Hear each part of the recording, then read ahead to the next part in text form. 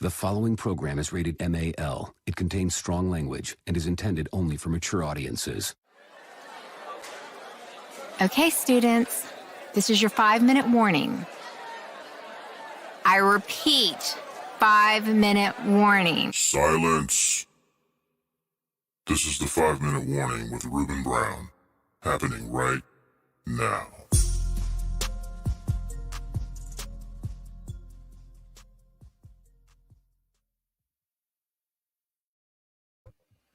People. Welcome to a brand new, spanking new, shiny new episode of the 5-minute warning. Of course, I am some guy who actually put some of this together. My name is Ruben, and we have AG chilling on the ones and twos. What's happening, y'all? How you doing? And we got Moby, the man who knows a whole bunch of stuff about a whole bunch of everything. If you say so, I'm here. Yo, man, this weekend was crazy.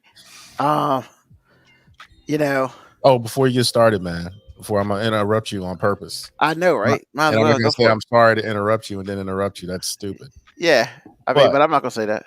I want to shout you out since you're in my face, but there were two other people involved.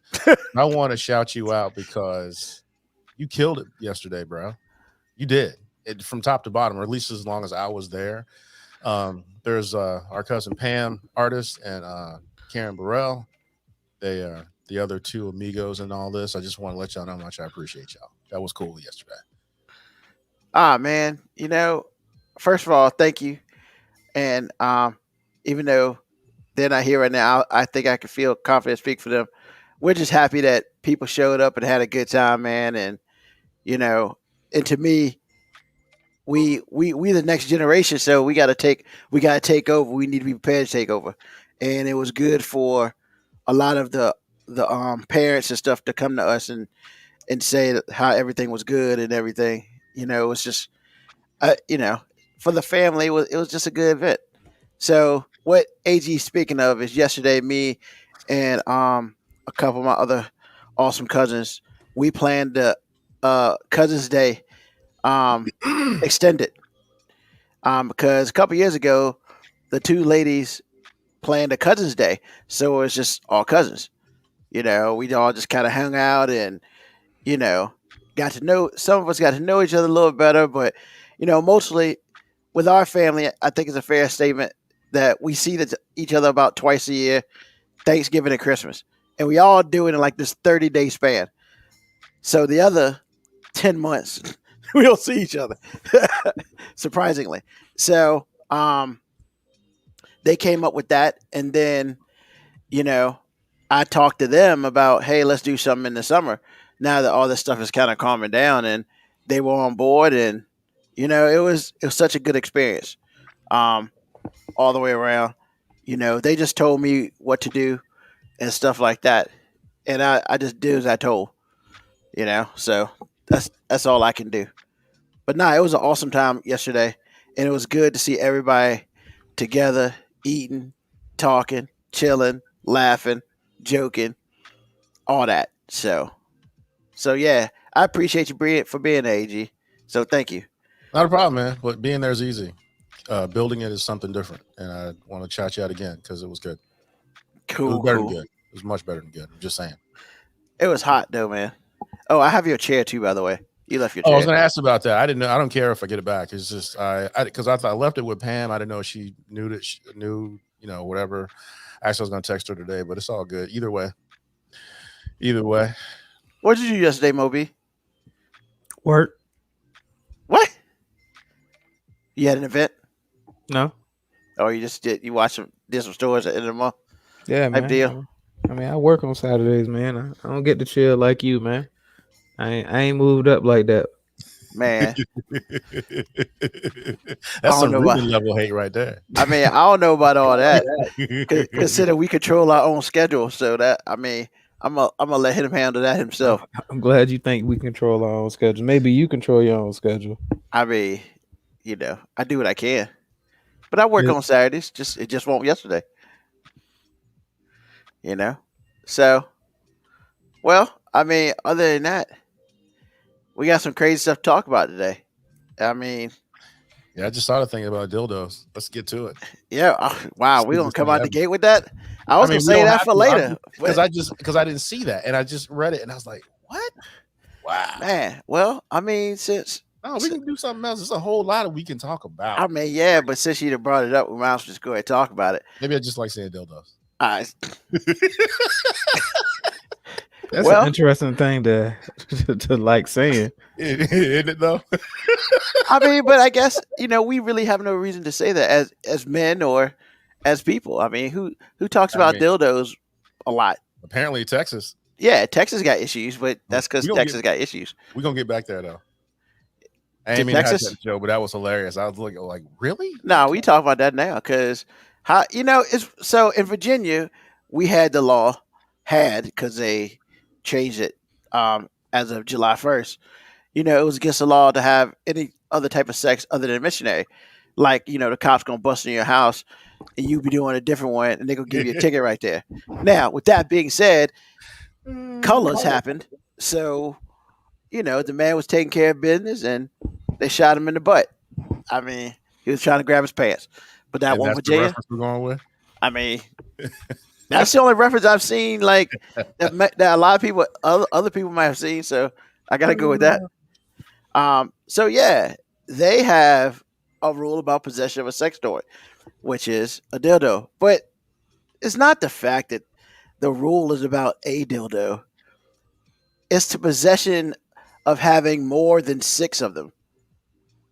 Oh, so if Now- you have 5, you're good.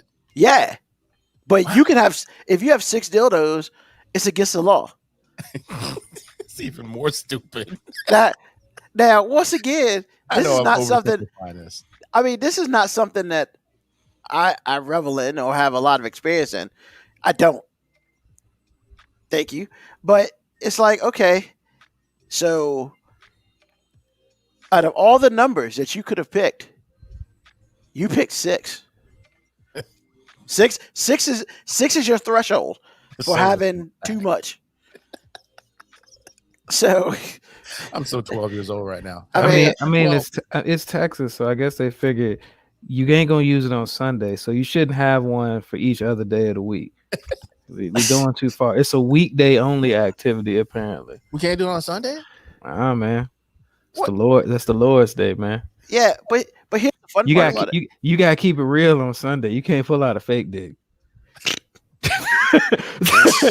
And now the show has started. Wow. All right. For some reason, I never thought that far about this.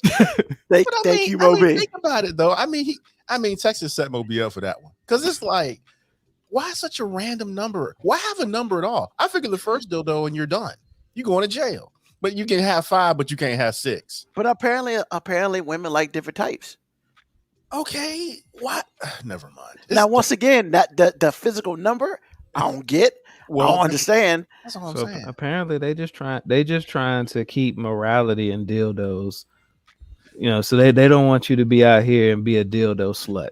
So I guess they like more than 5 partners is just too much. It's just too much, man. Can you call a dildo a partner? I mean, That's stretching it. Well, so the law in question appears to be aimed at adult performances because, in porn they use more than 6 dildos. What? What kind of what are you watching, buddy? Like, Ruben, none of this is all this is. I mean, I hate to oversimplify because we're always on. did you bring this but to is porn? dumb. This has nothing to do with porn, man. the law in question appears to be aimed at adult performances. As Yeah, it but spells out in I don't the know. play- Adult performances is porn. Now, that could be. Well, I mean, I've I don't know. They're I've heard that strippers that have been known strippers to be used there. I've heard. I ain't ever frequented these places. first of all, I've never seen a stripper use one. Like as far as like on the stage or something. That I've never seen. I haven't been to a bunch of them, but I've seen a couple of them, but I have never seen them use it on a stage. I am not a such. strip club aficionado. I have never been to I mean- one, so I choose to not speak on things. What if that I got I'm a story ignorant about to. that though? However, I have been to a few hotel parties in which strippers were performing, and And they use dildos? That was one of the things that was used. I was gonna say he took too long to answer. Yeah, he took way too long to answer that. Yes, they used it. I have seen a mini They bat were- being used no, wait a before. minute. They had Yes, partners. you know what? Maybe that mini bat thing is just a thing because there's a mini bat. There's a mini bat involved. A mini bat. Wow. But we're so off subject. So the law labels a sex toy an obscene device and declares it a crime if someone, quote, possesses 6 or more obscene devices or identical or similar obscene articles is presumed to possess them with the intent to promote the same. We're calling it an obscene device. That's what Texas calls it. Man, that's some real insecure penises in Texas, man. Man, I mean, I'm just saying it's the Bible state if you But talk it's- to the right person. Ridiculous, man. And it was written in 73. Awesome. Because apparently the U.S. Supreme Court was dealing with obscenity laws and cases from around the country. So they took a tough stance on those people who have 6 dildos and more. And I So- wonder why that came up because people using sex toys is age old. It didn't just start in the 70s. Yeah, but apparently some dudes in Texas was like, if I can't make my significant other come, no one can. But is it? But no one or nothing. I was going to can. say, no item can do more than my partner. I just anyway, it just seems ridiculous to me. So basically, if you are in Texas, you got to rotate your dildos. If you got more than 5, you got to keep a few of them in a shed. You got, put them in a safe security box or something. no, I'm saying- you're still breaking the law because you still possess them. Yeah, but they can't search your security box It looks without a warrant. They got to have a warrant for that, I sir. believe if you can make a law like that, you're gonna get the warrant. I believe the judge will get you the warrant. All I'm saying, if Bruh, you got I'd to get hate a to be warrant for that that, I'd hate to be the dude that's going to the judge looking for a warrant. We got a warrant. What are we looking for? Fake dicks. we believe many- that how that many? person's in the 12? possession of. Yeah, I know, right? We believe that person in the possession of at least 6. I mean, are they phallic treating devices. dildos like drugs? Are they basically saying if you got more than 5, it's like intent to distribute? Yes, Pretty much, yeah, that's what it is. Literally. Literally. That's exactly what it is.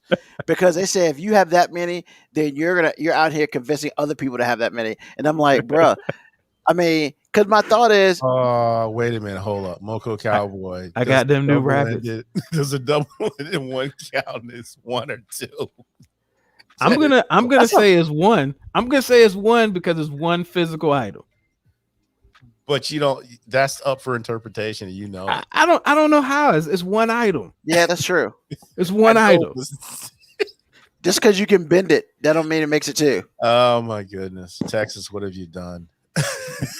So Texas must have a problem with people being on the corner slinging out sex paraphernalia. Like, got them new rabbits, got them new double endeds, got them Now- strap-ons, got them vibrators. One my for 50, one for 12, 2 for 20. Wow. 1 for 12, 2 for 20. If you go What is this, into- Walmart?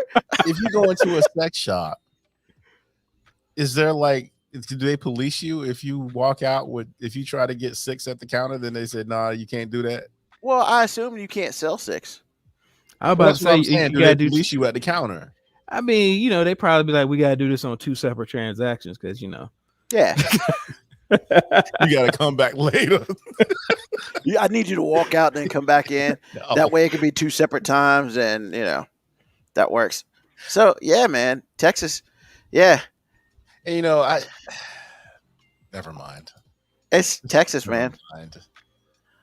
Oh boy. Texas. Texas out here regulating fake dicks, man.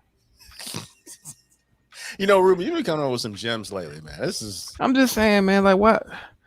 Man, Texas women just trying to come, man. That's it. That's it. well, Like the dudes in Texas, man. Like, if you got this much of a problem with it, you should just do better. wow. Now, Just do better, man. We trying to say blame all the dudes, man. I mean, who you think made this law? Well, never that's mind. true. I bet. Touche, as we say. On the So you trying to say this stroke game ain't tight? Look, I'm saying somebody got some type of insecurity.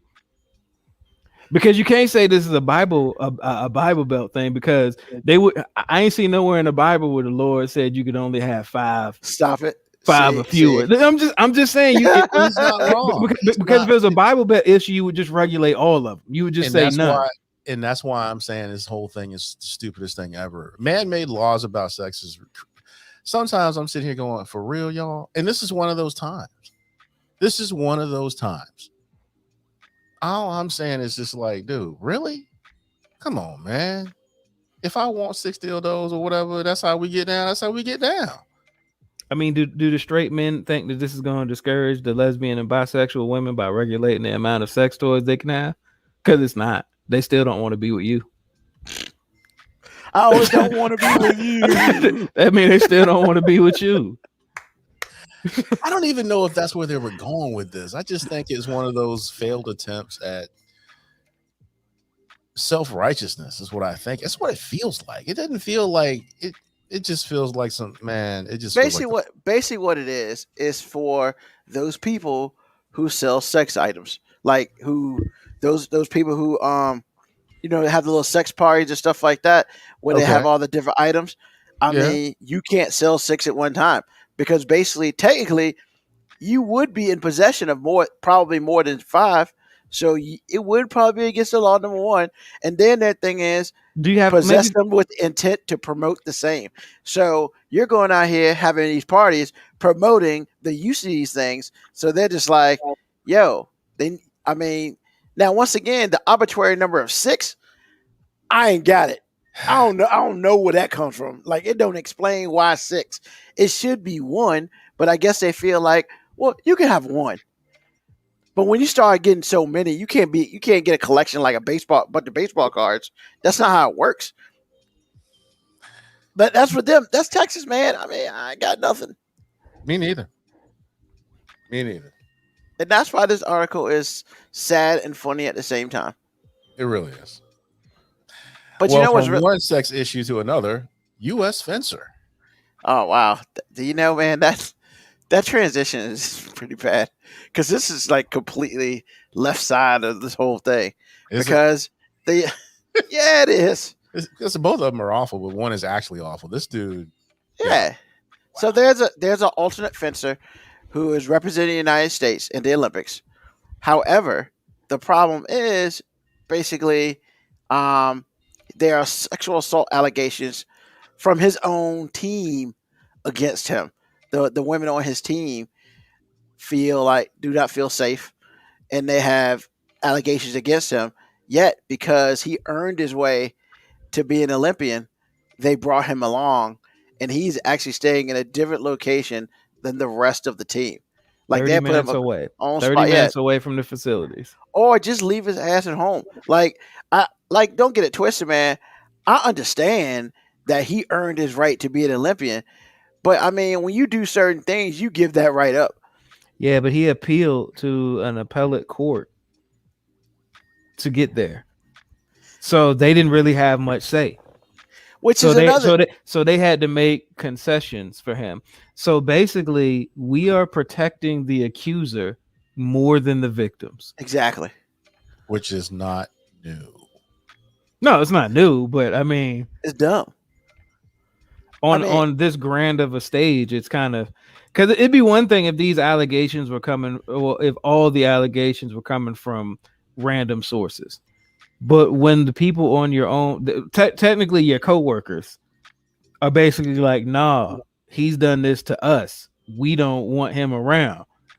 And it's more than one, so nobody can use the old hateful, spiteful lover tactic, unless he's created a whole bunch of hateful, spiteful lovers all on the team. Yeah, this dude probably has done a whole bunch of things that are inappropriate. I'm saying probably because I don't know.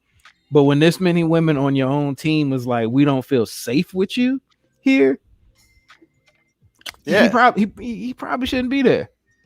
But the worst thing for me was, and I owe my wife an apology, because I was sure that this guy was all world. Nope. I didn't realize until Thursday when we talked about it initially that this dude was a freaking alternate. Yeah, so he might not even have to show up, technically.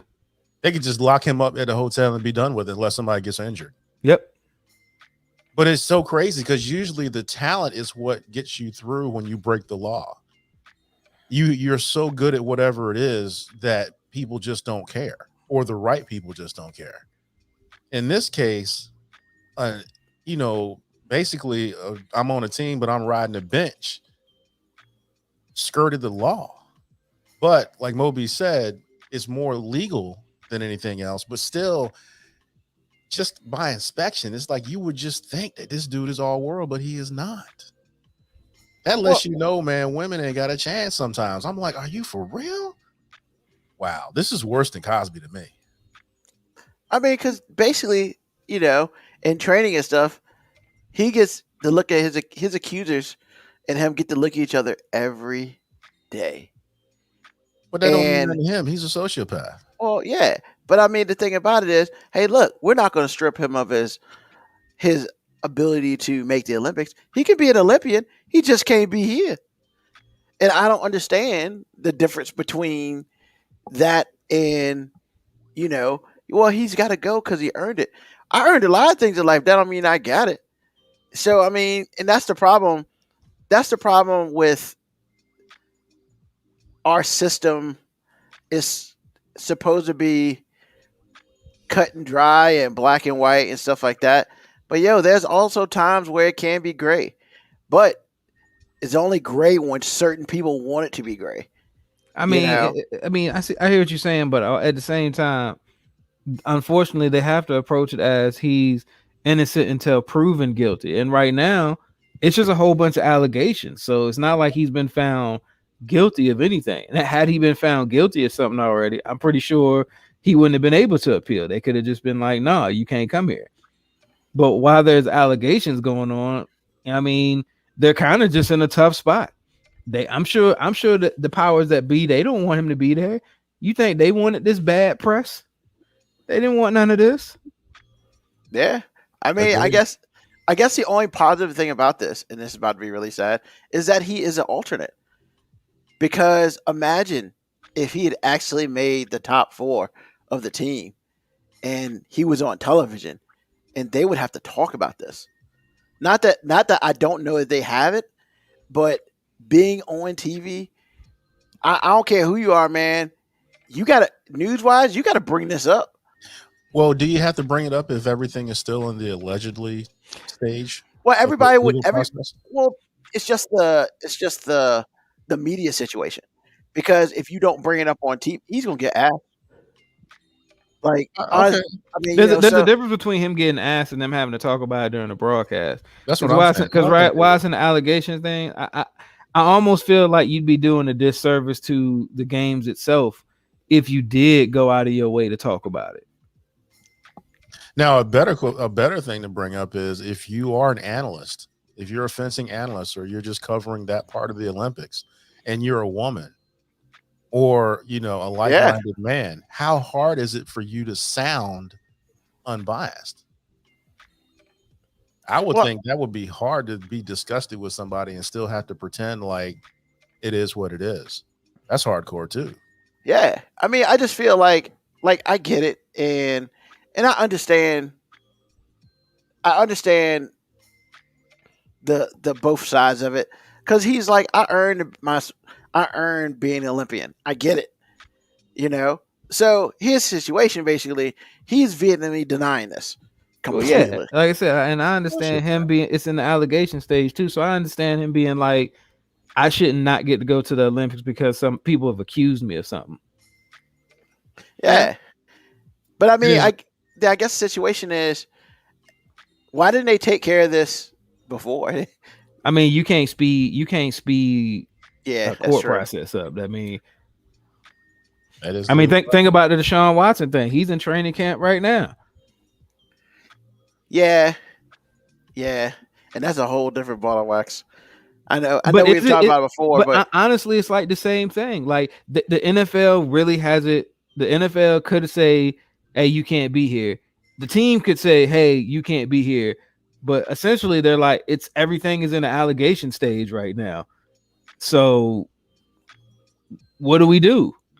Because if we just tell you got to stay home, you can't come out here, You're getting sued. Now, not only that, but now you're actually encouraging the idea of actual false allegations being made. If people know that all I gotta do is make an allegation against somebody to prevent them from being able to play. Truth. You just gotta swallow it, man. I mean, nobody likes to hear that answer because I know there's everybody that says, most of the people who say, they've been sexually assaulted have been, but I also think you have to say that statistic is based on a broad statistic across the board. Like, I think if somebody accuses one of us three of doing something, the chances or probability that we actually did it is a lot higher because we all relatively broke. So ain't nobody really trying to fence us for money. If we were millionaires, it's a little bit different. Really I imagine. I imagine the statistics of rich males being accused of sexual allegations. I probably think that statistic is probably a little different than it is for just Joe Blow that works at Walmart in customer service. Like, it's not wrong, man. But hey, Ruben, we relatively broke though. You ain't wrong about that either. That means I did that shit because I'm broke. I mean, come on, man. No, what it means is no woman really gets anything profit-wise from accusing you. Truth. Like, no woman's gonna drag their name through the mud for some broke dude unless somebody actually did something. Unless she just really scorned and spiteful. Not saying it don't happen. I'm just saying the statistics are a bit different for people who are in the 95% tax bracket as opposed to those people who are in the top 5% tax bracket. A little bit different. Not wrong. Not wrong.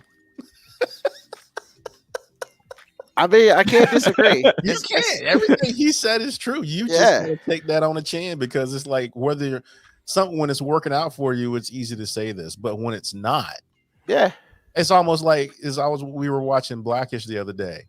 It's hard for me to say Ben Carson is good at anything, but that's not right. He's an amazing surgeon. I let my politics cloud that. That dude is in the African American Museum, the Smithsonian thing down in DC, and he's there for that. I can't let his politics cloud it. So the same thing he's saying right now. It's like, just because in this way I don't like it, I still have to give that dude due process. And if you're in that stage, if you're in due process, you can't take nothing from him. If he made the team as an alternate, then he get to go. Now they get to treat him in a way in which they feel comfortable, but he still gets to go. And if somebody gets hurt and he ends up winning a medal, then it is what it is. And it's your job to talk about it as an analyst or whatever. But you still have to take it on the chin for this. Just because it ain't working out for you don't mean that he is not due his due process. I mean, you're definitely right about one thing, man. I mean, Ben Carson ain't in Smithsonian because of his running the housing development. That dude didn't do shit.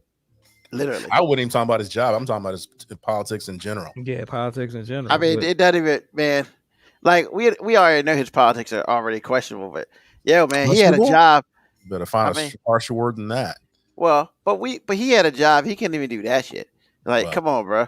I mean, I understand you don't know what poor people live like and all that, at least now. But come on, man. I mean, all you had to do is make sure housing was affordable for people. Literally, that's what your job was for 4 years. Man, he's the equivalent of Samuel L. Jackson and Django, man. That's Ben Carson, man. I'm saying that's Ben Carson, man. Actually, I take Samuel Jackson every time. I probably would too, but I mean, I'm just saying. Anyway, we're talking about a guy that's not what we're talking about. I just brought it up as an example, an extreme example, because sometimes you have to give due process to people you don't like. Yeah, I mean, I do feel kind of bad for the people who are on, if any of the women are one of the people who have allegations against them, I definitely feel bad for them, because this has got to be like an example of basically them feeling like they're just not being heard. And I think it's a couple of them. I'm sure, but like once again, I find myself torn because where I want to hear, and I want all the women who have allegations against him to feel like they're being heard, but I also don't want to trump due process. I mean, it's like a lose-lose situation, man. The committee for this fencing was like really put in a bad situation, especially when he appealed to be able to be there. And because once the court got involved, it was like, well, we got to make concessions. We got to let him go. Then, so what they tried to do is like, all right, we're just going to keep him separate from everything. He just can't be anywhere near any of the other athletes. Yep. Yeah. I mean, even one of the male fencers said, safe sport is a joke. I have no faith in safe sport because, you know, pretty much he appealed and he got it. And he, you know, because basically it said one person plus two of the current Olympians who wrote about the concern of his presence in Tokyo. And I guess that's why they moved him to somewhere else. You know, so basically, yeah, you get to be an Olympian, but unfortunately, because there's allegations of you doing something, I mean, you get to share it with yourself. So as much as that sounds really bad, that's what it is for him. I mean, it's probably even harsher for him too, because you know none of their families can be over there anyway. Which in most Olympics, a lot of people have their families near, but he can't have family near, and he can't be near anyone else. So he's really on the island. Yeah, yeah, Just you by yourself. He's on the island, just hoping somebody gets hurt. But then the crazy part about it is, it's like, yeah, he gets hurt, but then he's probably got a team who don't want him there. So which sucks even worse. Well, he doesn't have to see him because they got him like sexually quarantined. It's an individual sport, man. So no, there's team fencing, sir. Yeah, I realize that, but when you're performing by yourself, yes, it's a team competition, like where you're but it's a one-on-one thing in fencing. It's not. Yeah. So essentially, he's by himself. He's an individual sport anyway. Yeah, I don't know. Like, yeah, I mean, I guess the thing about it is that, you know, I hope this works out I hope the truth comes out, and that's it. And what happens after the truth comes out is what happens, because that's what it is right now, you know, and there's nothing else we can do about it. You know, I think fencing did get gold. The team got gold. They did all right. Well, you got one too. Yeah. Just but saying. then, I mean, you know, and going from there to soccer games, man. Woo. And I'm not talking about the Olympic soccer games either.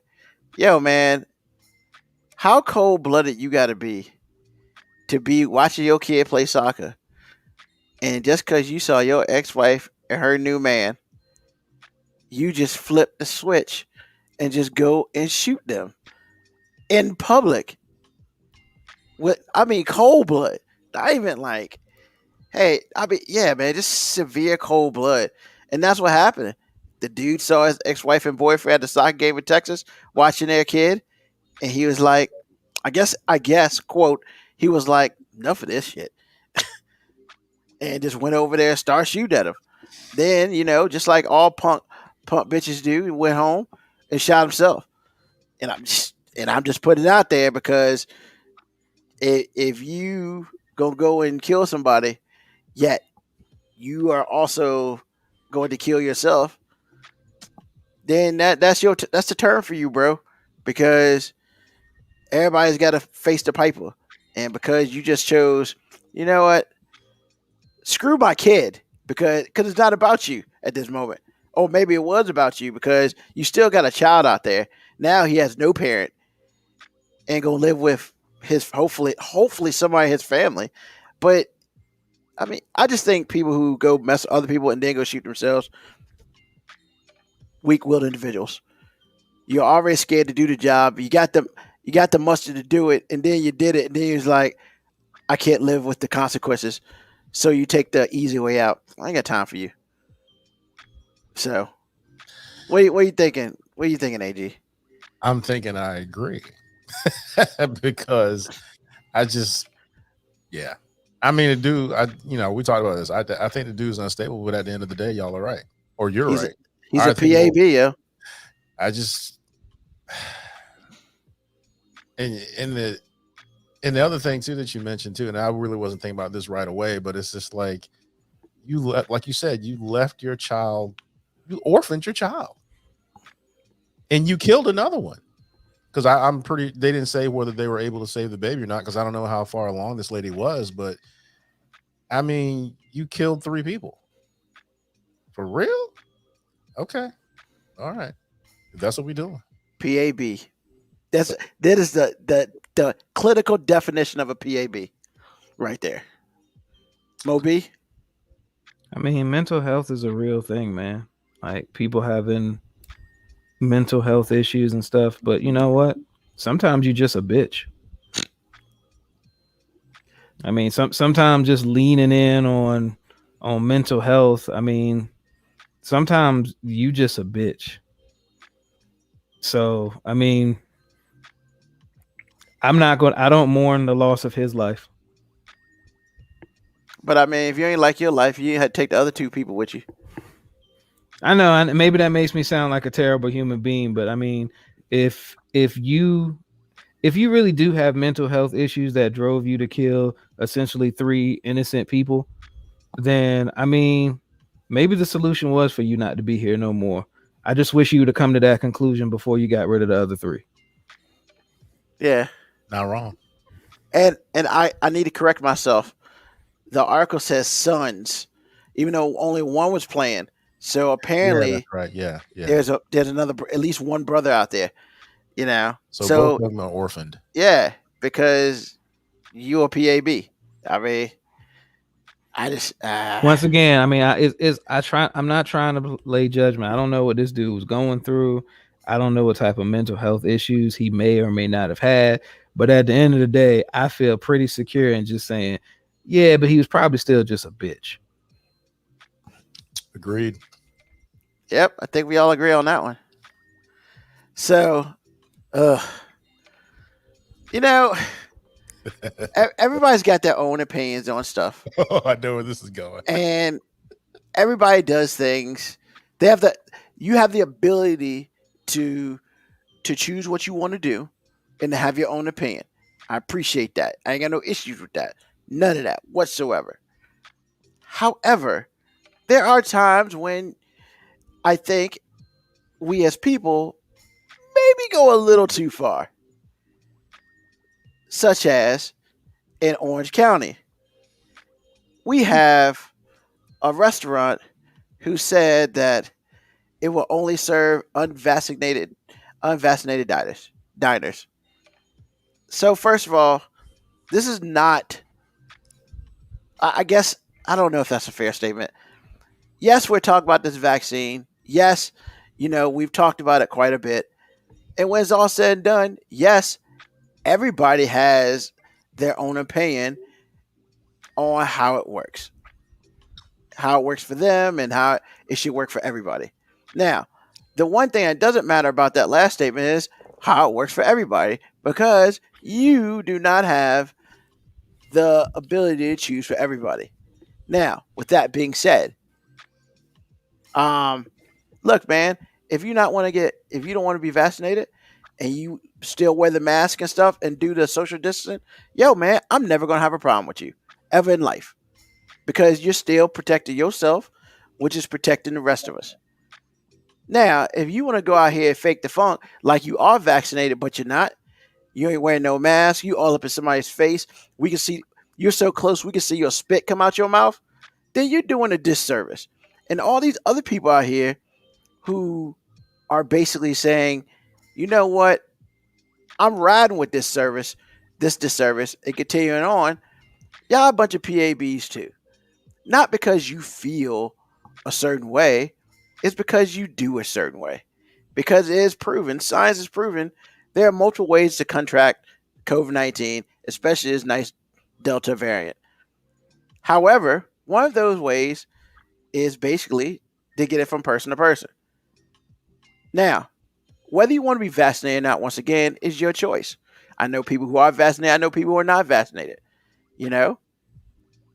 But for me, who is vaccinated, and for you to fake your funk that you vaccinated, and then you're going to turn around and help spread some, one, I could get it and I can get sick, but hopefully the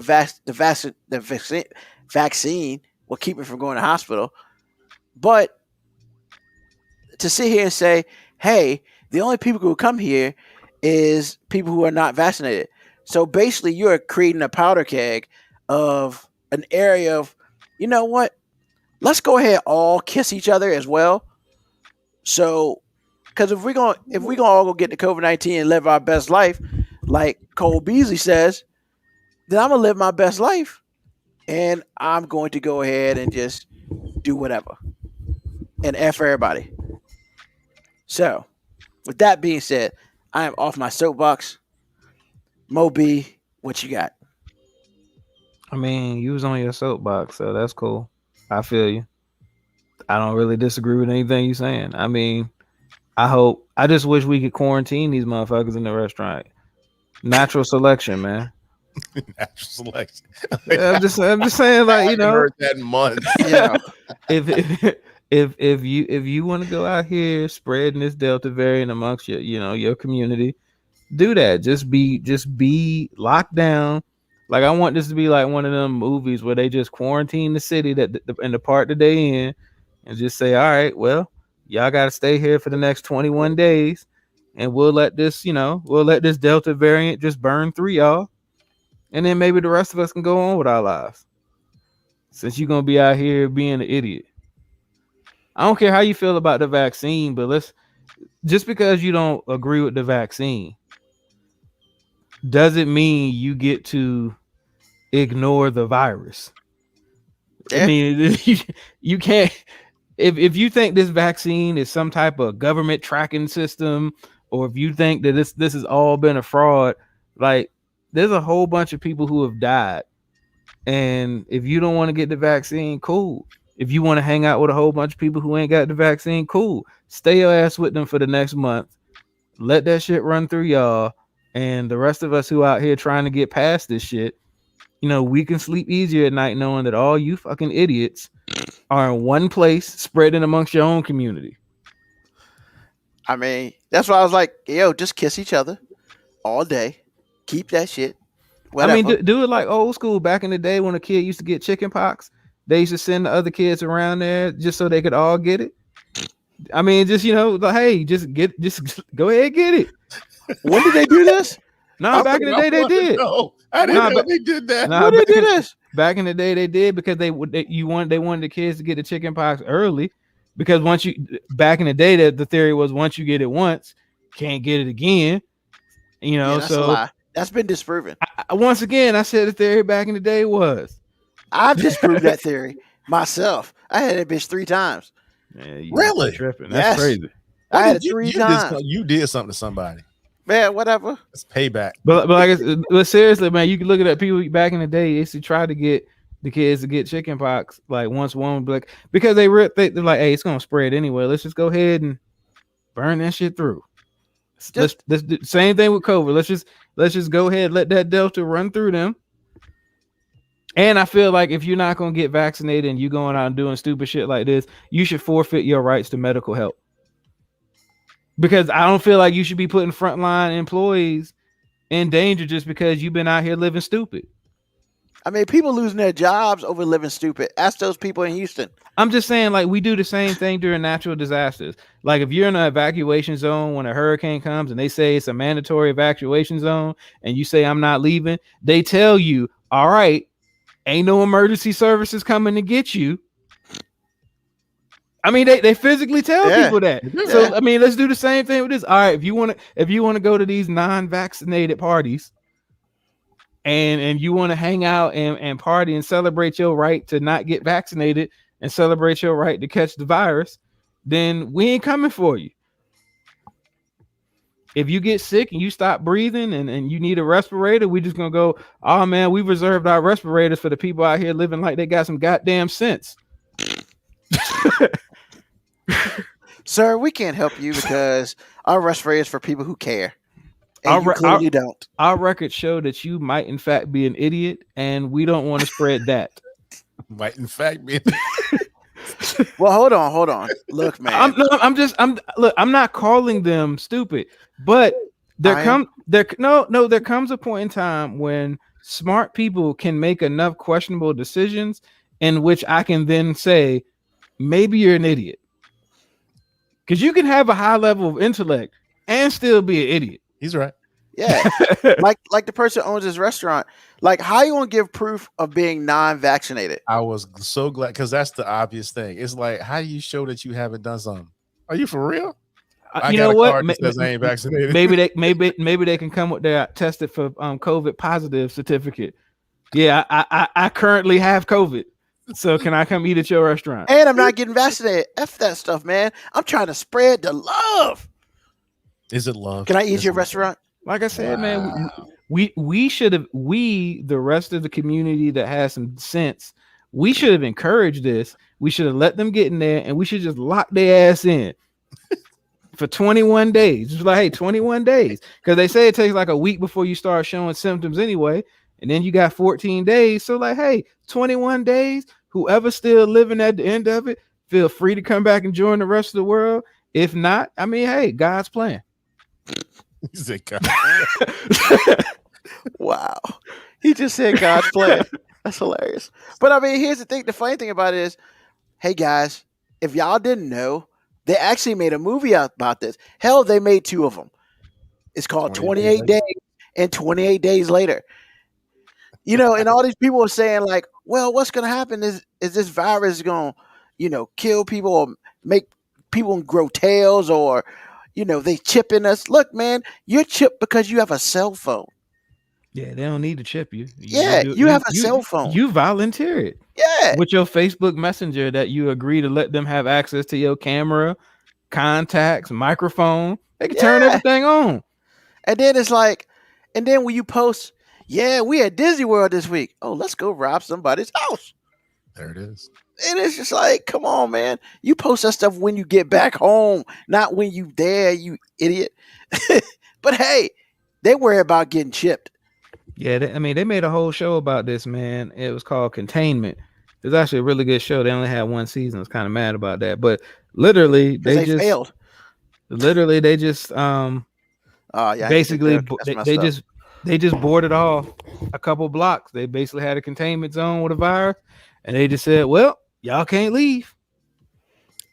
I mean, that's what we should have did. We should while they was in here, you know, playing Sweet Home Alabama and Fight for Your Right and all, you know, all the songs that I assume were probably being played at this place. Sweet Home Alabama, for real. Fight for Your Right, I can get it. But in Orange County, California. Sweet Home Alabama. No. Now they're probably playing that in Alabama because those fools out there doing the same thing. They just not obvious with it.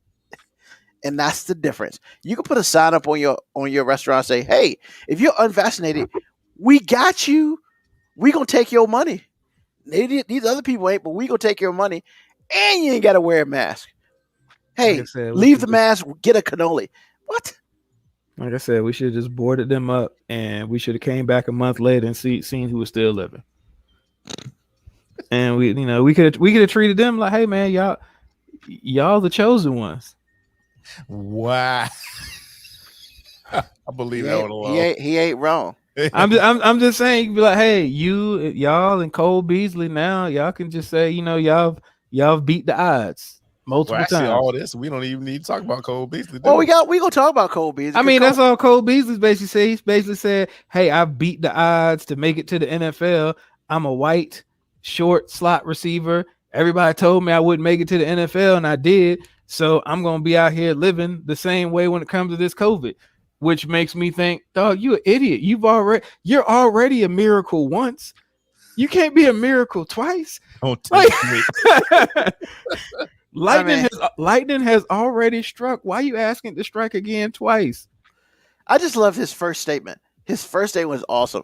Quote, "I wanted to start this off by saying I'm not anti or pro-vax. I'm pro-choice."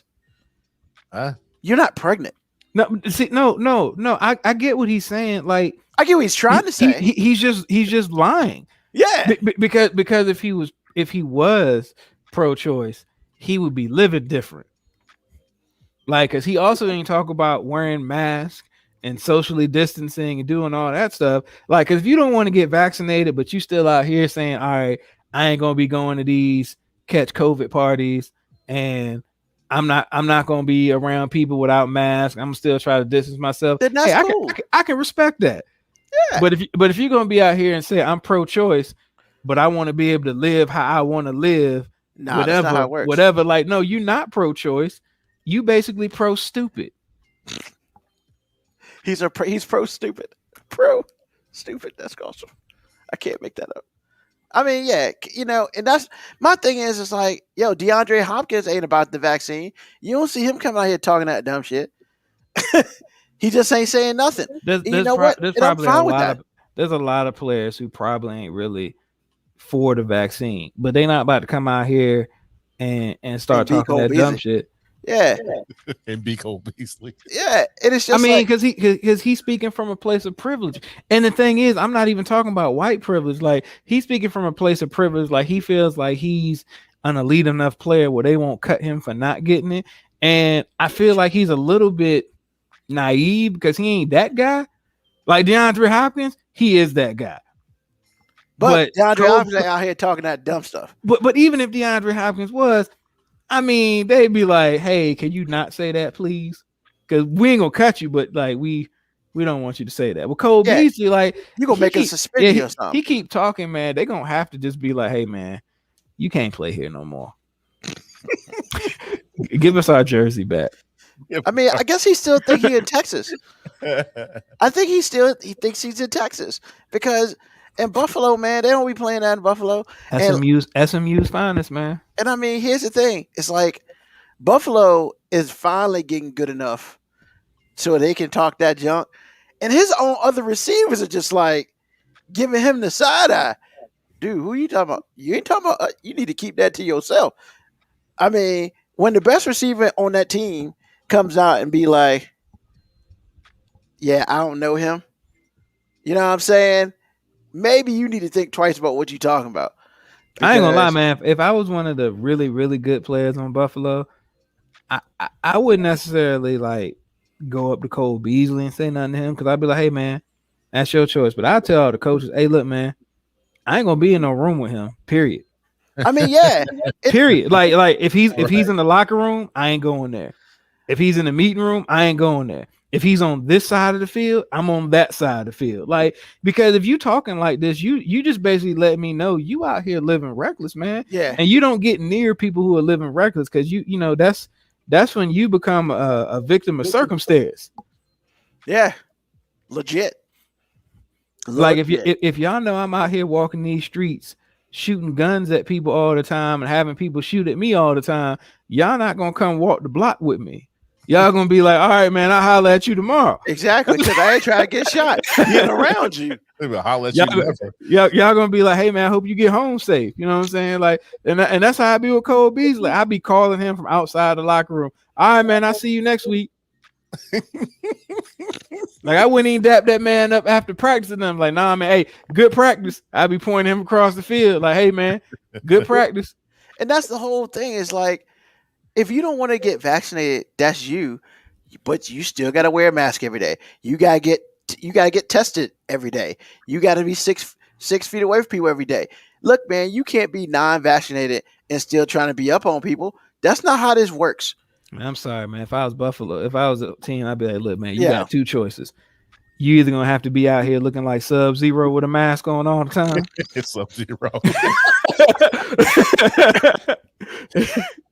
Freeze. Or you can find another place to play. Because that's it. His salary cap hit ain't that crazy. It ain't crazy enough. And I mean, he doesn't care because he already said his family's set, so it doesn't matter. Yeah, I'm saying, and they not a Cole Beasley away from winning the Super Bowl. So, and see, that goes back to what Moby said. Yeah, it's a privilege. Because he said he's in a position of privilege. His family is set. I can say what I want. What they gonna do? They gonna cut me? And then, if you a dude trying to make the team, you out here taking whatever vaccine shot they want you to take. You like, "Man, I'm trying to get this paper." It laced with angel dust. I got that. I'll take that. I mean, as long as I get on this team, get this paper. Yeah, as long as that don't make me fail one of the mandatory NFL drug tests, I'm good. Yeah, I mean, you can lace that with bacon. And I'm not making light of that too. I'm not trying to, because like, do I feel like people should be forced to get the vaccine? No, but I don't feel like that's a forcing you to get a vaccine. That's, hey man, if you trying to be in this here office workspace, the same as we talked about the hospital employees. Like, hey, if you're trying to be in this workplace, we need you to be vaccinated or you can't be here. And I mean, the NFL's already talking about, yo, man, if you the reason why we got to cancel this game, the team is paying for it. No, We they're not even saying if you the reason why. They don't care what the reason is. They basically saying if the outbreak breaks out on your team, no matter what the reason, you paying. You're not getting paid, and you're gonna pay the NFL what they lost. and the other team ain't getting paid, and you gonna take a L. Man, and No I don't know games, no makeup games. Yeah, and I don't know any owner who's like, yeah, I like ain't about taking no L. Yeah. giving millions of dollars back. Yeah, I mean that's not the way. So like, I'll gladly pay some millions of dollars for your right to choose. And then on top of all of that, he talks crap about the NFLPA, regardless of how good or bad it is. Whenever if they try to get rid of you, who's your next call? NFLPA to protect your sorry ass. No. If Buffalo cuts him and says we're not going to pay you the guaranteed money for conduct detrimental to the team, you gonna go straight to the PA and ask them to fight for you. After those you same crap. people you don't talk shit about, you can go right to them. Yeah, and it's just like, come on, man. Like, how are you gonna sit there and talk crap to them, crap about them, and then, next thing you know, you run into them, and it's just like, get a grip, dude. Like, and then it's like, it's funny because his statements on Twitter make no sense. Do scientists know everything there is to know about COVID? What? Do you know everything about life, motherfucker? I mean, come on, man. Like, what is wrong with you? Ain't nobody coming up to you saying, do you know everything to know about football? Yeah. Everybody's so all in on science now, more than I ever seen. What happened to God's will? Because that doesn't suit their agenda. They're all about anything that suits their agenda. I'm just really confused with all the people who want to bring religion up into talks of vaccine, because I have really, really been trying to find somebody that can point to any scripture that said God wanted you to be dumb. Like I just don't think God. There's nowhere did I ever read that God wanted you to not believe in science. Hey, man. All depends on who you talk to. It's God's will, baby. It's God's will. Again, I'm going to say this again. If it suits their agenda, that's it. That is it. People will use anything, good or bad, to prove what they want to prove. I mean, when I was first, my grandma used to tell me a story that I'm pretty sure she heard from somebody in church, because we was always there. But when people, I'm mad you slid that in there. I'm just saying. So, but when people used to talk about science and God's will, she'd be like, she would tell me about the story of the person that got lost at sea, and she was like, "Lady got lost at sea, and a boat came by and said, 'Hey, get in the boat.' And she said, 'No, my Lord's gonna save me.' Yeah. So then a cruise ship came by. Yeah. And the cruise ship said, 'Come on.' She said, 'No, my Lord's going to save me.' Then a helicopter came by. And she said, 'No, my Lord's going to save me.' And then she drowned. And then she asked God, 'God, why didn't you save me?' And he said, 'I sent you 2 boats and a helicopter.'" Like, that's what science is, man. Like, because if the numbers bear out, what's wrong with the numbers? What's wrong with the numbers, man? But if the numbers don't suit your agenda, then the numbers are wrong. If the numbers do suit your agenda, then the numbers are right. But the numbers are the numbers. Yeah, but when it's all said and done, about this vaccine and the want or the lack of want or whatever, look, man, if you don't want to take the vaccine, that's cool.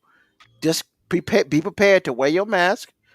Get, especially if you're in a location, your job is a private entity, wear a mask, be 6 feet away from people, and you might get that mandatory test every day or every 2 days. That's your life, because that's your life right now. You can't get mad because you can't go to the cubicle next to you and be like, "What's up, my dog?" Nah, man, you need to be 6 foot away. Or you got to wear a band on your arm that says, "Hey, I ain't vaccinated. Well, that's not fair. Well, actually, in a private company, it is. Because if you got it on, you're not coming near me. I mean, that's just, you just got to be prepared for that. And you can't be mad. Even in a public company, they can say that. Yeah, you just can't be mad because you have to do other things that other people don't. And that's his big deal. His big deal is he wants to live life normal, but the NFL's like, this ain't your reality. And if you got enough money for your family, just retire. Because then at this point in time, I don't know why you're still fighting it. Because the NFL is not going to one day go to the way you want it to be. Because clearly the NFL is about making money. And guess what? The way you're doing it ain't about making money. You're not in the same realm of the NFL and what their priorities are. So when it comes to that, it's about that cash.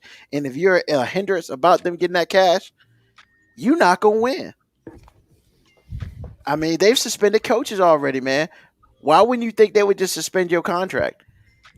You know what? Because they technically can't because of what the PA negotiated for the people, even though Cole Beasley thinks they're stupid. But I mean, they could cut you for whatever reason. They don't need a real reason to cut you, but they still, if they owe you guaranteed money and it goes against the cap, they still got to pay you. But and that's the thing. Sometimes it's cheaper to get rid of them. Well, my thing is, not everybody got guaranteed money, so that's why I say it's also from a position of privilege. Because if you ain't got guaranteed money, they can just be like, "Well, see you later." And I like the fact that he was talking about all the young guys are coming to me and asking me questions about what they should do. Those cats ain't got guaranteed money, so they not about to. I mean, if they boo-boo the fool and go listen to you, and they ain't got guaranteed money, that's on them. That's their stupidity. Because last time I checked, it's about following the cash. And if you trying to make a roster spot, like you said earlier, and that's going to be a reason why you don't make it, in somebody else's mind. I'm just saying, if all things are even between two people and one of the players have been vaccinated and one of them haven't been, you taking that L. Yeah, they're going to keep the person that's been vaccinated. Yeah, I mean, and it's just, man, it's all crazy. You got coaches out here. Rivera's like, I don't understand why people aren't taking the vaccine. I can't take it. I ain't got no immune system. That's why I got to wear a mask. And Washington is like one of the bottom with the most vaccination percentage, with the least vaccination percentage. I was like, I don't understand. Like, partially, not gonna lie, part of my thought process is, man, your coach just battled cancer, and the least you could do is go get a couple shots. I mean, I don't understand, but hey, man, everybody's got their own thing. I mean, I don't get it. But you got anything, AG? You really ain't saying much on this. Ain't nothing to say. Y'all said it all. Good old Cole Beasley was in church a lot. What? Except for Moby was in church a lot. Come on, man. Let's be real, man. All of us was in church a lot. He just said it. Is a little irritated. That's all. I mean, he wanted to say it quietly, but he really wanted his grandmother to hear it.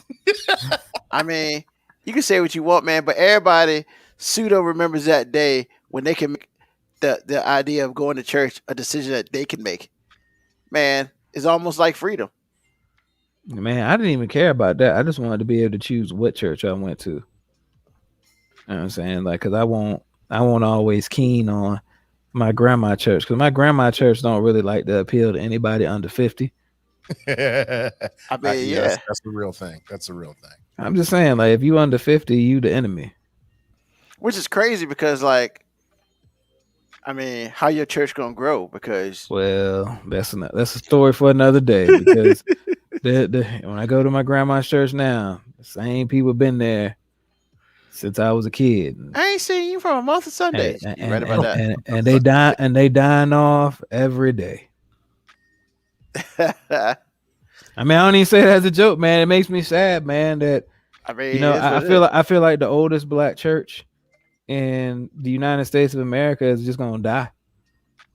Because my grandma's church is the oldest black church in America, and it's just Are gonna you die. serious? Yeah, First Baptist Church in Petersburg is the oldest black church. Yep. Okay. I mean, but it don't matter because they ain't accepting no young people. Nobody under the age of 40 wants to be there, and the only ones who are there are forced to be there. You coming when you come visit your parents or your grandparents? That's Yeah. pretty much. They still in church probably for like 3 hours a day. For work. Nah, they not. It ain't even that, man. It's just church politics. That's what we'll call it. Church politics. Ooh, you said something right then. Church politics. I mean, we all know my world about church politics. Different subject for another day, but I feel you on that. All right, today's question kind of built on what happened this weekend. What is one of the craziest things that has happened when your family came together for an event? Because let's just be real, all the craziest happens with our families when we all together. So I already know, so I'm hoping AG doesn't pick the one I'm gonna pick. Well, actually, the thing was when I read the question, I don't know of anything that crazy that happened Bruh, putting that together. I feel the same way because I don't know if too much crazy stuff happens in my family, amongst each other when everybody together, because there's too many crazy people in the family for crazy things to happen because everybody fears the crazy. I mean, he's right. I don't think we fear the crazy. Like this, it's like if you live in a family that's crazy, and that has been your family for all your life, you don't think Is it nothing that really happens crazy crazy? Yeah, anymore? it's just another day. I mean, I think that. I mean, I can see that point, but then again, I mean, let's just be real, man. There are some times where there is family crazy, and then there's family crazy. Just because you're right, there are two levels of crazy. For me, I mean, the one thing I'll go ahead and go through mine first because y'all don't seem like y'all have anything. I mean, I got one, but I don't think it's crazy. It was just an interesting thing for me. And you actually, matter of fact, I think you actually there. So I'll let you go first. But you actually there when it happened. Oh wow, that's even funnier. That means I'm about to laugh on that. So AG was there for my crazy moment. Well, not my crazy moment, but my family's crazy moment. And I love my mother. I love my mother to death. My mother is awesome. You talking about that? Yeah, You because consider that crazy, bruh. So okay. My little brother got married. Oh, see, you already know. You already know. Funny, but I wouldn't say it was bruh. crazy. So hold on, let me go ahead and tell the story. My little brother got married, so we there and stuff like that, and all that stuff. So it's the reception, and so just like we always do when we all are in the same building or in the same vicinity, eventually all the cousins just get together. All the first cousins get together, either at a table or just in a vicinity, and we just start talking. And, at that point in time when we start talking, Lord knows what we talk about, but we talk about everything, everybody, every moment that we can think about. And for the most part, all that usually ends in laughter because we just like that. So we're sitting at this table at the event, and we're talking about whatever. Don't even know what we're talking about. And AG looks at me. He's like, yo. I was like, what? Look at your mom, yo. Look at my mom. I look at my mom. So once again, my brother got married. So of course, apparently there's this thing where the mother goes and thanks everybody for coming and stuff like that. Mother wasn't by herself. Mother was with, at that point in time, the girl I was dating. So she is with mother. Mother is thanking people for coming and introducing them to who I was dating at the time. Now, I don't know how she got wrapped up in this. I think part of it was she had choices. But I said she had no choice. Yeah. So I'm just like, I mean, it's almost like mom is setting up for the next round. Yo, I got 2 of my babies married. This is my 3rd baby. He about to get married. And this who he with. Because I guess she liked her. She likes her. Whatever. But bro, I mean, I'm looking around. I'm just like, what is this? I Funniest mean, One of the see, funniest things ever. but that's not something that happens. No, at least not what I've But ever see, seen. that's the thing. That I don't think that that's out of the ordinary. Yeah, I mean, what you just described there just sounds like a mom that was trying to take matters into her own hands. Exactly. Or She was just like, if you ain't gonna make this move, I'm gonna make this move for you. Well, I actually, ain't even do I that. don't think Shirley felt that way. I felt like she felt, you know, I don't like, know what she felt it like. was in I the never talked moment, about like it. you said, Kevin was getting married, right? I get that. Kevin was but- married.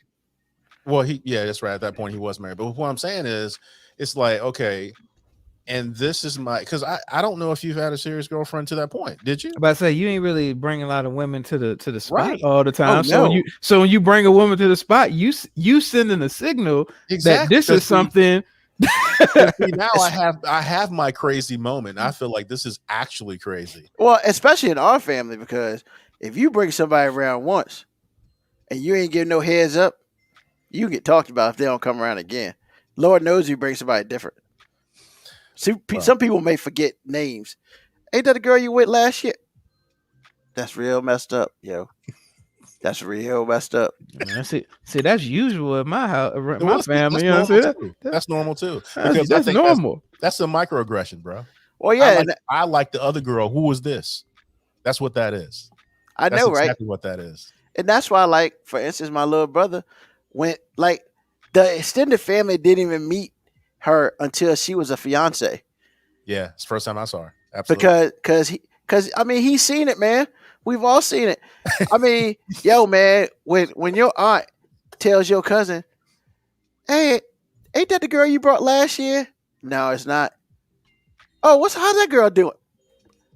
The new girls right here. How you gonna ask about the other girl? Bro, that's my family all day. So like, Yo, Again, you have to just define got crazy. you got to get a warning to the chick you bring when I come. Like when all my uncles were still alive, I used to let them know, like, hey, look, if you come to dinner, they gonna ask about the other chicks. I mean, you just gonna have to, be ready for it, because they don't care about you. They not here for that. Like, you know what I'm saying? Wow. Also, since we talk about before we move on, when you bring a significant other around, don't you? And I guess this is more for Mo B. Anybody else? Don't you lay down the 411 on who's gonna be there, who kind of crazy, who not? You don't just be throwing you didn't throw that person in blind. Nah, but I mean, you lay down the groundwork, but you don't, like, because to be honest, like you lay down just enough so they kind of know what they're getting into. But I don't want to give them a cheat sheet because I need to see how they're gonna interact. Because like my family smells weakness, so you can't be in there. Wow. Like blood and water. My family smells weak.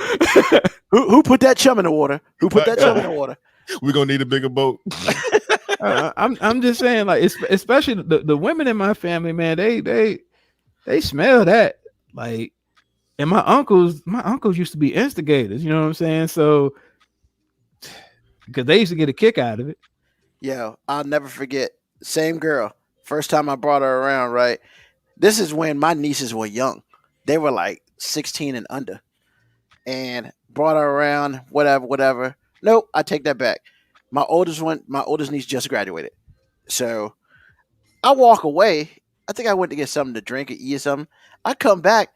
Literally, man, they had circled her. Like she's in the middle of her sitting down in a circle, and those three were around her, and they were asking, like, because I kind of just walked. I looked around, and they was like, "Yo, what is what's the nature of you, you know?"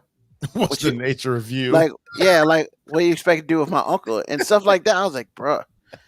Who is you? What is you doing? What is your intent? You know, basically all the grammatically incorrect sentences they could think of. Especially from one who just graduated and went to the Naval Academy, which was funny. But once again, like, you know, that's supposed to happen. That's not crazy. Like, no, and you can't warn them with that. Like, I need to know. Look, well, I didn't know that was gonna happen. You gotta be able to see that was your fault. You set her up for failure. I used to walk away on purpose. You know what I'm saying? Because I need to know how you gonna interact with these people. Because I can't be there to save you all the time. Yeah, it happened to me too, man. I mean, it is what it is. Because my mother-in-law, holy cow. So That's all you're gonna say. Holy cow! I mean, you know what, man? I'm so lucky on that front, man. I'm so lucky on that. Your front. mother-in-law loves you, man. I love my mother-in-law, man. She's and that's a good thing, like, it's one of those things. I tell people, hey, my mother-in-law come in town for the weekend. People like, oh man, I'd be like, no, man, I love it when she come around, man. I don't know, man. I actually got one now that you said what you said. In my opinion, and this is my opinion, and you have to know my cousin Karen to understand how crazy it was. But that same day, that same event, right before I told Ruben about Aunt Shirley, I said, man, what's wrong? Right before I said, what your mama doing? I said, we were all sitting there stupefied, including my dad. Because it's like, oh snap, Karen done brought somebody to the family. A family event. It wasn't casual. This is a wedding. Yeah, you just don't be bringing. You don't just bring an associate to that. Exactly. And we were all like, oh snap. I mean, we thought he was like the one, because we're all thinking your cousin's getting married. That's a big deal, and you bringing somebody we've never seen. And we all know how particular Karen can be about this. She don't play that. So the idea that this dude was in our presence was like, oh, he got to be the one. Got to be. Because when I first saw him, I didn't recognize him as being with Karen. I just thought he was a face that I didn't recognize, because, you know, you have people that are there and they have their friends and their plus ones or whatever. I didn't pay any mind. But then he had nerve to sit down next to her at the table. Yo. I was like, this dude must be for real. And then to hear Karen say, we friends? What? Never mind. Nah, you don't bring a friend to a wedding. Man. I mean, I have brought a friend to a wedding, but nobody believed that. Exactly. I don't know how you expected anybody to believe that, man. Come on, man. You expected somebody to believe that was your friend. I mean, it was. I believe it was your friend, but come on, you gotta see the other side though. Come on now. I mean, it looked suspect, but I didn't have nobody else to bring. You know what I'm saying? Suspect. I mean, it looked suspect, but I wasn't about to show up to my ex's wedding with nobody. So I was like, hey, come on. Wait a minute, back up. Your ex's wedding? Yeah, I'm friends. He was invited. Yeah, you know what I'm saying, I didn't just crash it. Your ex invited you to her wedding? Yeah. I don't understand either. We ain't break up on bad terms, man. I don't understand. Well, I mean, not on my end. I mean, that is a story for it. That's an entire. I mean, she broke up with me, so I mean, and had the nerve to invite him to her wedding. Man, we friends, man. That's a microaggression, is what that was. It was not a microaggression, man. She's too non-aggressive for it to be a microaggression. All right, it's a passive aggression then. I mean, nah, man, we were legit just still friends, man. Like, I was happy for her. Okay. I think that's the craziest thing. How about that? I mean, apparently, Moby, you got something that's better than that. I mean, I don't know. That was a family thing, though, so I can't count that. And I didn't think that was crazy. I mean, her family probably thought it was crazy when I slid up in there and acted like, you know, we was all cool. You goddamn right to act like I belonged there, because I did. I was invited. But did you bring a gift? Yeah. What? You are, man. I just learned so much about you. You're a killer, man. You're a better man than me. I wouldn't be like, man, please. Man. I ain't going to your wedding. What I want to go to your wedding for? I don't even like you. See, that's the thing. It ain't no thing that I didn't like her. You know what I'm saying? Like, I mean, I don't even like you. Obviously. But for me, I just, you better than me. I'm just saying. I wasn't what she wanted at the time, man. I can respect that. Understood. Wow. No comment here. That's so. I'm just going to leave it because it ain't my business. That's something else we learned Sunday or Saturday. None of your business. Mind your business. Hey, look, man. Dude, we were channeling you Saturday, bro. Mind your business is important, man. People who mind their business live longer.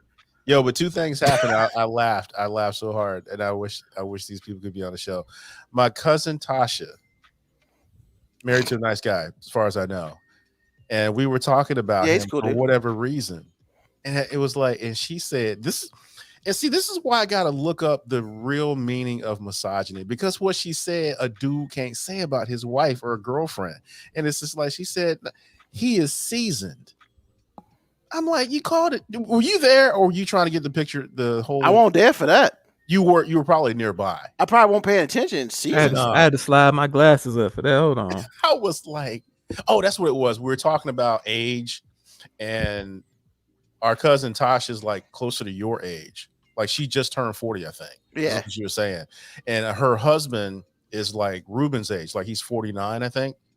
And so I didn't know how old he was. yeah. So she was like, yeah, he's seasoned. I was like, he is what? Bruh. Is he a ham? What are you and I was just like, that is so misogynistic. I What did are you not doing? hear that. I did not hear that. I lost it. And then I started thinking about it. I was like, women have so many superpowers, man. We can't talk about women like that publicly. I was too through when she said that. I was like, what? But is it really public when you're talking about it? Talking to us? Yeah, Well, it when is you're now. talking, hey, she said it. True enough. But I told her I was gonna say it though. I told her to her face. I said, this is gonna come up on the podcast for real. And I said, I was like, Tasha, for real. I was like, dude, I mean, I just shook my head. I had no words, man. Wow. But see, the other thing that happened, and I wish you were there for this, man. I so wish you were there for this. What does sedity mean to you? Man. Like when somebody say you sedity, what does that mean? What did they just call you? Stuck up. Bougie. Exactly. Did you know that Ruben didn't know what sedity was?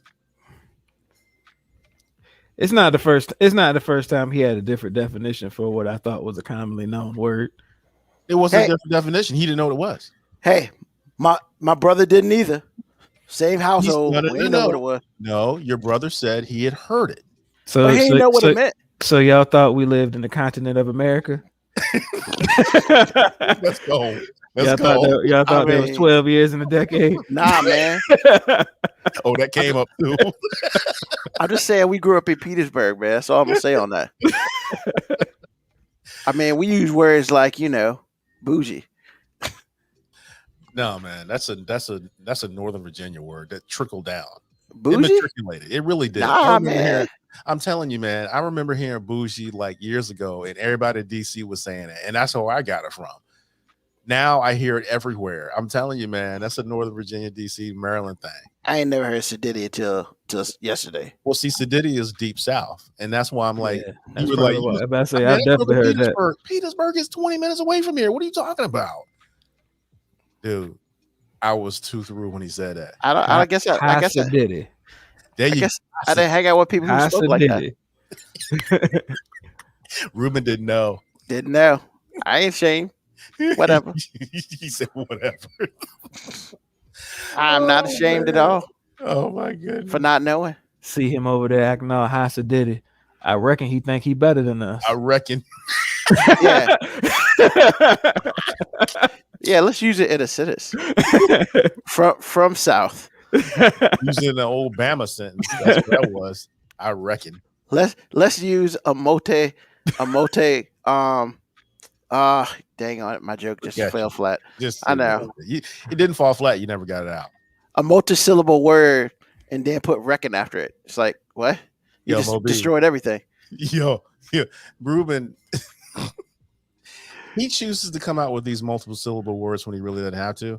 His brother went to get a tripod for his camera or his phone to use it as a camera, and Ruben couldn't figure out the word tripod. So instead of saying the thingamajig or whatever it was, Ruben said apparatus, which now has to do it. So you dug for a deeper college SAT word because you couldn't think of the lesser word. I mean, sometimes, man, you just gotta let people know, yes, I have this piece of paper on my wall called a college degree, and you got to use it every now and then. So and you if that trying to makes tell me us we ain't smart. sedity, then I guess it's what it is. Hey, so you Diddy. Hey man, I mean it's whatever. Dude, I just want you to know I totally love you, man. I just Hey man, for years he used to think I was being insulting when I used to tell him that the Washington football team was mediocre. He thought I was saying that they were terrible. And I'm like, mediocre means average, man. It means, and he was like, no, it doesn't. It means, I'm like, dog, mediocre is average. Like, I'm not saying that they're terrible. He used to get so upset when I said they were mediocre, like I was insulting them. And I'm like, dude, they were 7-9. They're mediocre at best. Maybe he was just mad that you were just.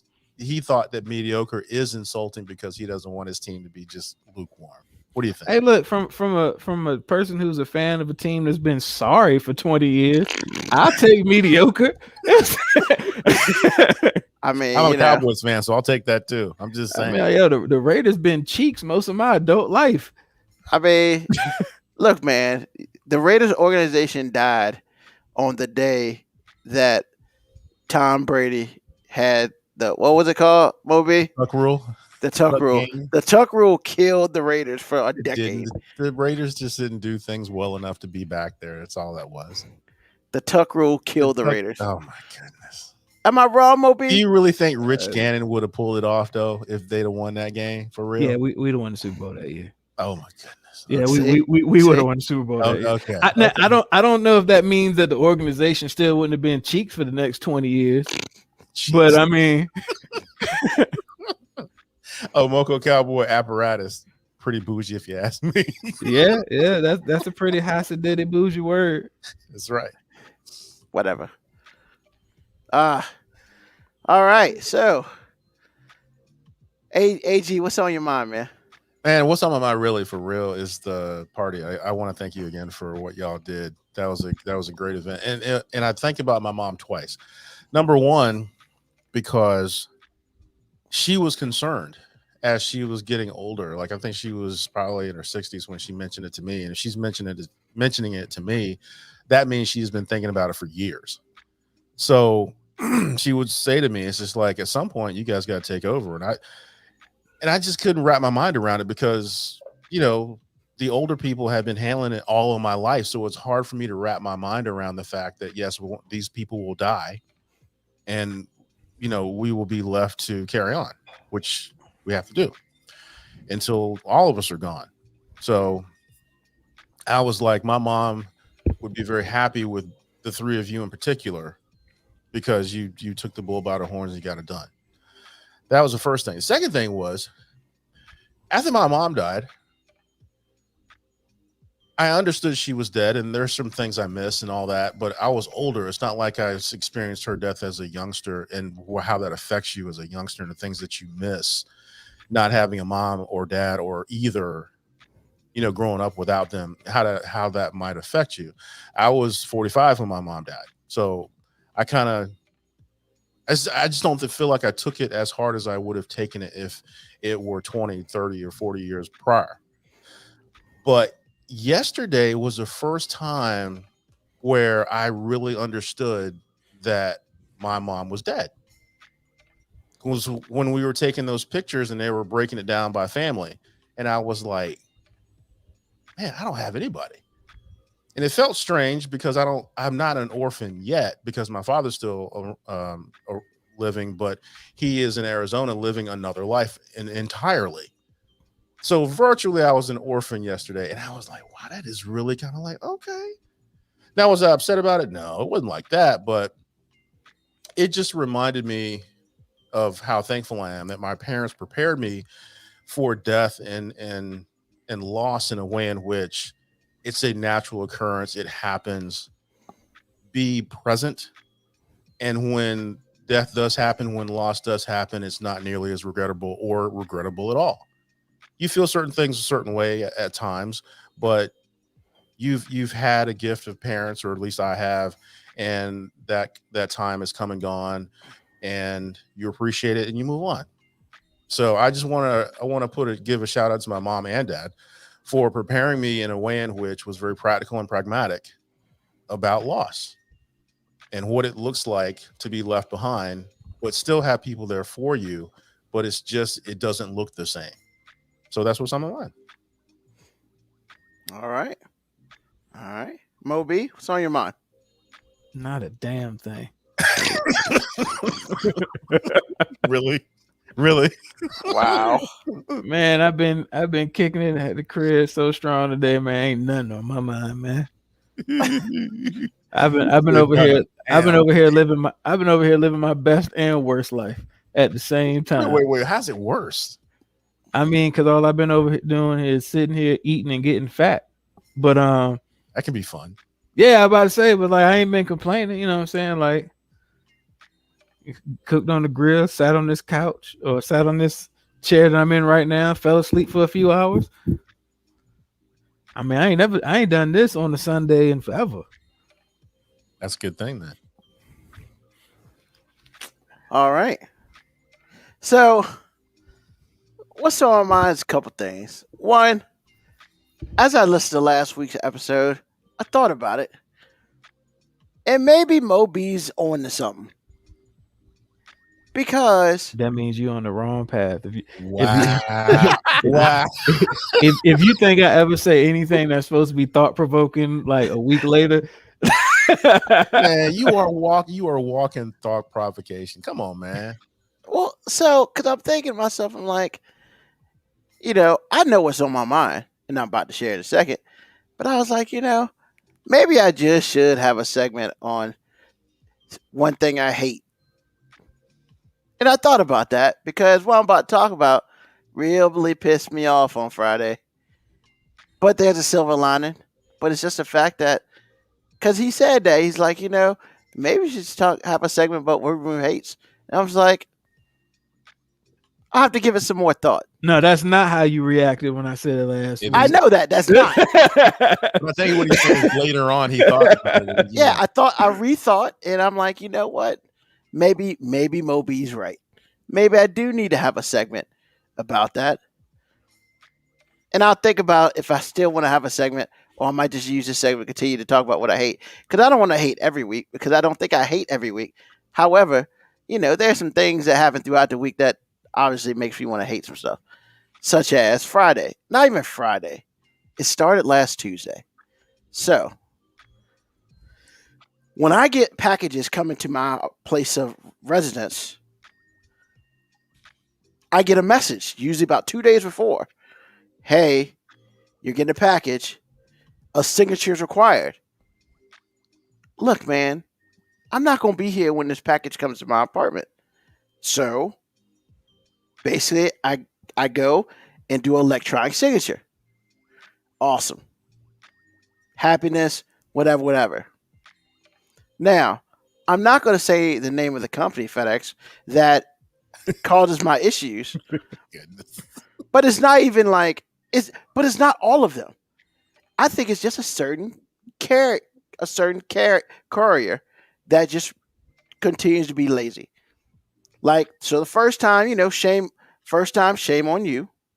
First time, it says, they left a little note on my door. So with that being said, where I live at, you have to have a key to get into where my apartment is. So you can't even get into my front door without having the key to get into the building.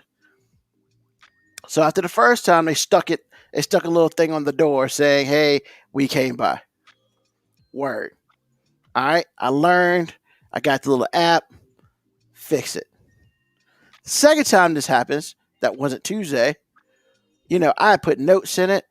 At my apartment complex, we have a hub. Like an Amazon hub thing. So basically what happens is, instead of people having to walk up 3 flights of stairs and stuff like that, they just go to the hub, put our boxes in the hub, and we get a message saying, hey, you got a package at the hub, put in this 6-digit code, the thing opens up, boom. I get my package, I roll to my crib, life is beautiful. I ain't got to wait on none. Because once again, they can't come and knock on my door because they can't get to it. So, in the note, I have, what the hub is called. I put my phone number in it. So I was like, look, if you come, you need to call me. so I can tell you to go put in this damn hub because that is the purpose of it. All right. So second time this happens, I am home. I'm literally home, and I'm just like, there's a note. Like I said, I put the phone number. They'll call me. Hey, I'll walk out and I get it. I'm in my home, and I get a text message, and it says, couldn't deliver your package. What do you mean you can't deliver my package? I'm right here. You ain't called me, but you can't deliver my package. Bet. So, of course, later on that day, I went to because they said they took it to the center. So I have to go pick it up at the center. So at this point in time, I'm pissed, but I'm not pissed enough to do anything. I let that shit slide. And I said shit. I let it slide. So last Tuesday, boom, get a message. You got a package coming in 2 days. Boom. Electronic. It says signature required. Okay. I get my electronic signature.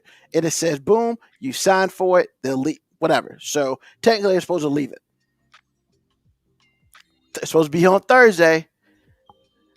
I'm out at work on Thursday. I know I'm not going to be home till like 8, yada, yada, yada. About 12 o'clock, I get this message. It was undeliverable. Yo, I said so many colorful words after I read that. I was just like, hold on. And I became very upset. Did you order more than 5 dildos?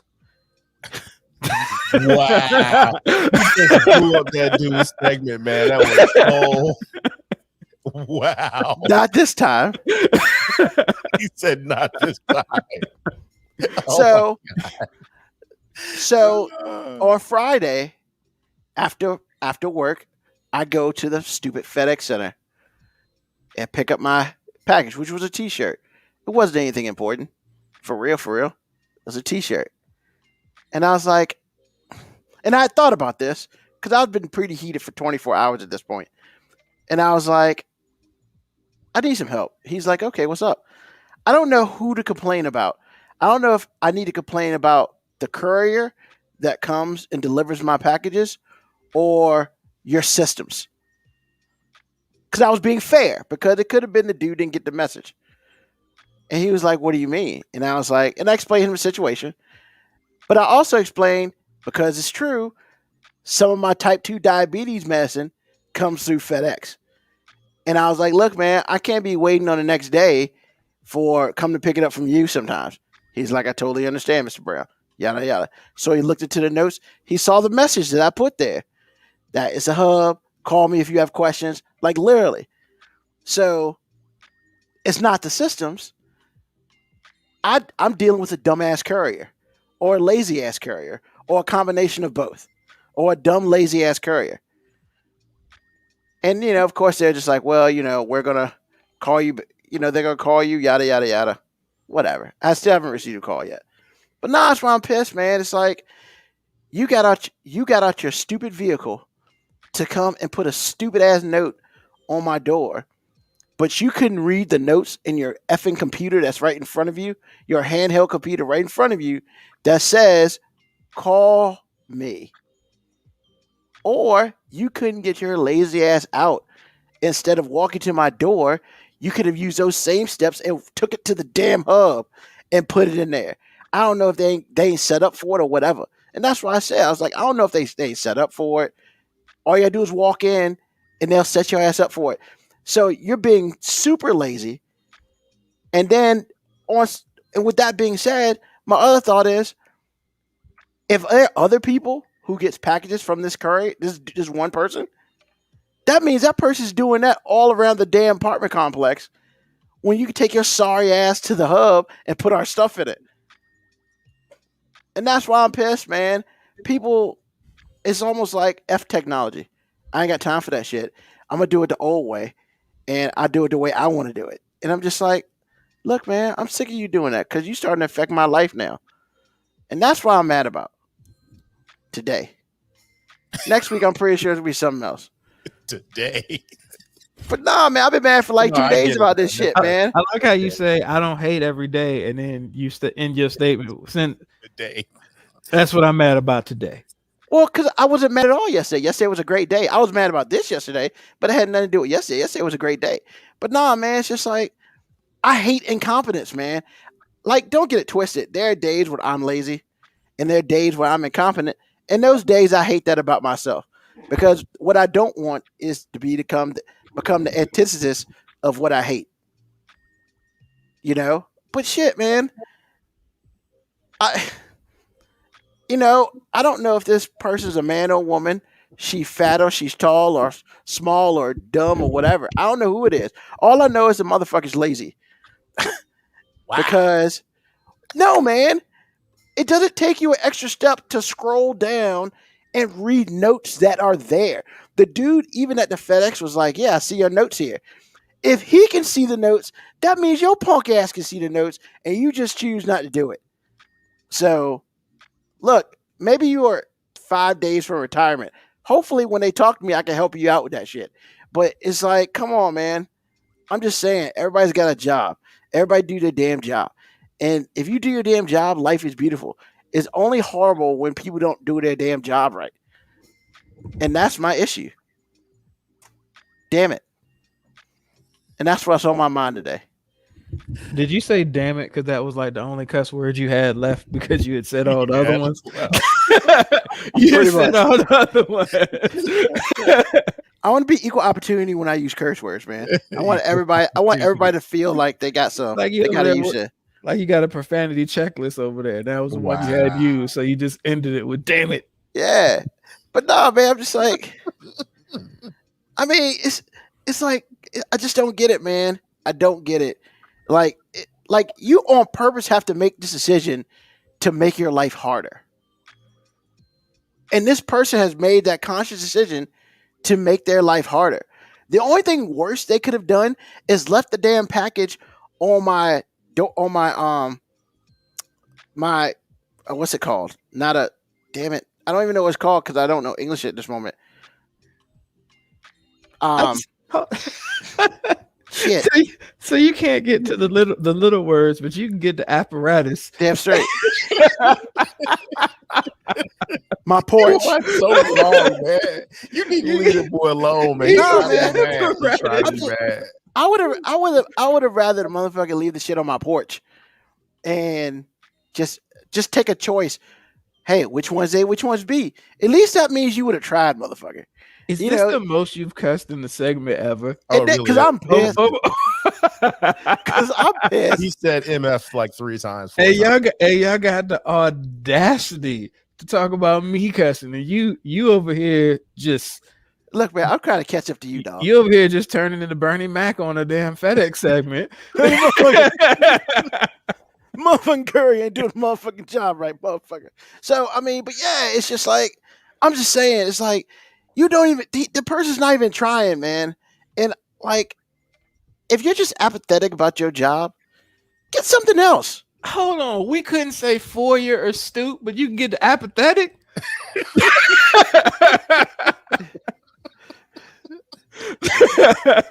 Man, look, you need to take us home, man. It's gonna be a 2-hour show. Man, you were talking about it was gonna be a 3-hour show yesterday. Oh, because I was gonna bring up some stuff, but yeah, it didn't work out that way. Good, I'm glad. But yeah, man. So that's what I'm mad about today.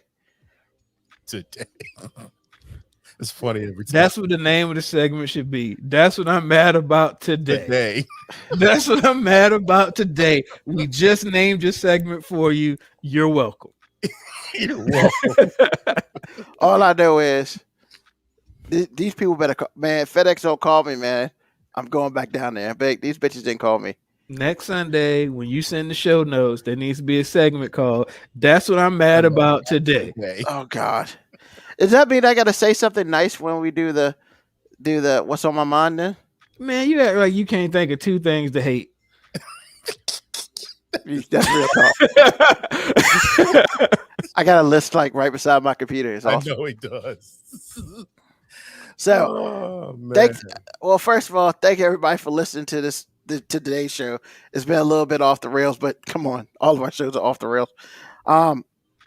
Thank you for listening. If you're listening to it live and watching, thank you for listening to the podcast. Definitely 5minutewarning.com. Hit us up also follow us on the Twitter feed, which is FMW 2019, the Instagram feed, which is 5MW19, and the Twitch FMW19. Definitely follow us on all that. We just appreciate the support from everyone. Episode 92 is in the books.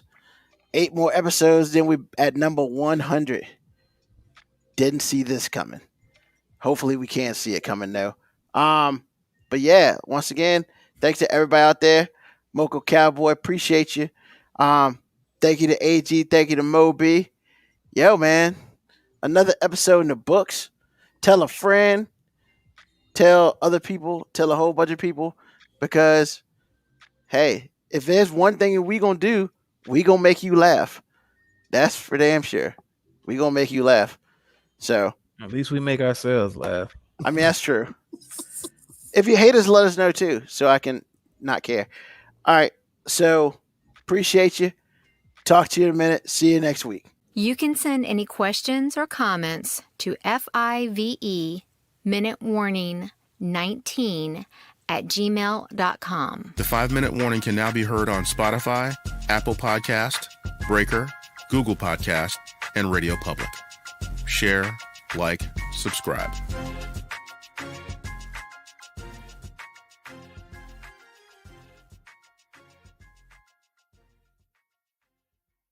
You've been listening to the 5-minute warning with Ruben Brown.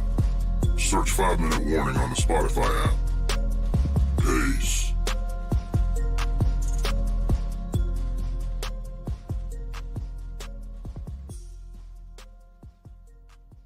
Stay safe out there.